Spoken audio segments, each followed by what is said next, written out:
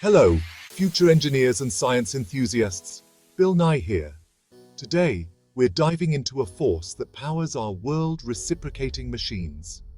These are the devices behind the push and pull that moves cars, powers tools, and drives industry. Reciprocating machines turn simple back and forth motion into powerful action. Think pistons in a car or a bicycle pump. They're everywhere, quietly making modern life possible. By the end of this video, you'll spot them all around you and understand the science that makes them tick. Ready to unlock the secrets of mechanical motion? Let's get started. Consider this your official invitation to the world of mechanical motion. So, what is a reciprocating machine? It's any device that uses a back and forth or linear motion, usually with a piston, to do work. Picture a bicycle pump. Push down, pull up, and you're compressing air. That's reciprocation. This is different from rotary motion, like a spinning wheel. The magic happens when we convert rotary motion to reciprocating motion, or vice versa, using a crankshaft. There are two main types: reciprocating compressors, which squeeze gases, and reciprocating engines, which use expanding gases to create motion. Compressors power tools and cool your fridge. Engines power cars and planes. In short, compressors use motion to create pressure. Engines use pressure to create motion.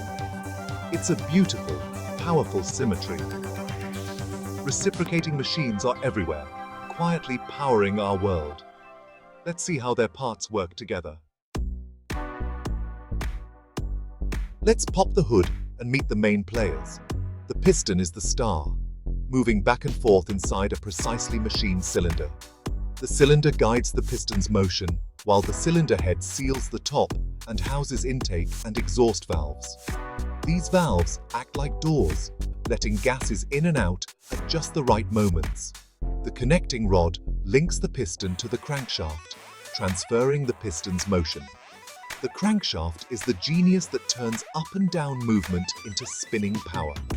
This is how your car's engine turns fuel into motion, or a compressor squeezes air. Every part has a job, working in perfect harmony. That's the magic of mechanical engineering.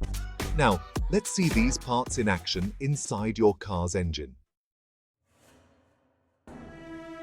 Most cars use a 4-stroke reciprocating engine, a cycle of 4 movements that repeats thousands of times per minute. First, the intake stroke. The piston moves down, drawing in air and fuel. Next, compression. The piston moves up, squeezing the mixture tight. Then, power. A spark ignites the compressed fuel, blasting the piston down. Finally, exhaust. The piston moves up again, pushing out burnt gases. These 4 strokes, intake, compression, power, exhaust, keep repeating, turning fuel into motion.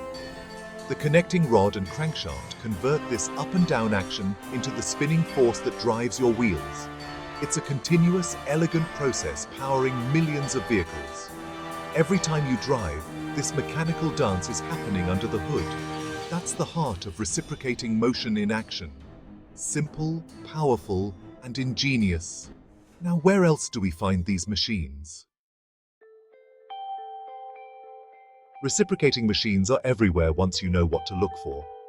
They power cars, trucks, motorcycles, and even airplanes with piston engines.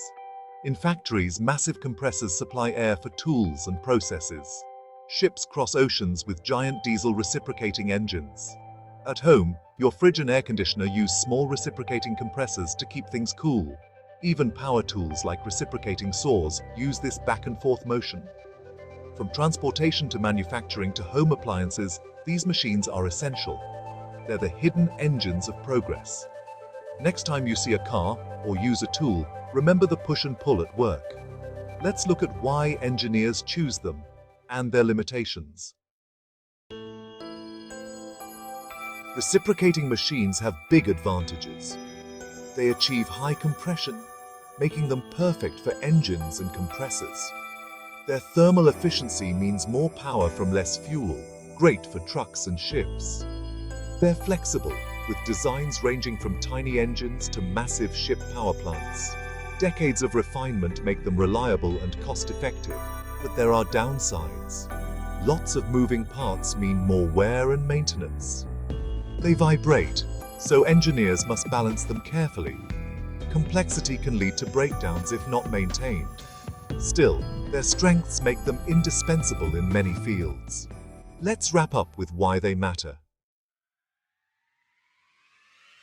From bicycle pumps to car engines, reciprocating machines harness back-and-forth motion to power our world. We've seen how pistons, cylinders, rods, and crankshafts work together in a four-stroke cycle. These machines drive cars, planes, factories, and even your fridge. Their power, efficiency, and adaptability have made them essential to modern life. Understanding them reveals the hidden mechanics behind everyday technology. Stay curious. Mechanical engineering is full of wonders like this. Next time you see a car or hear a lawnmower, think of the pistons inside.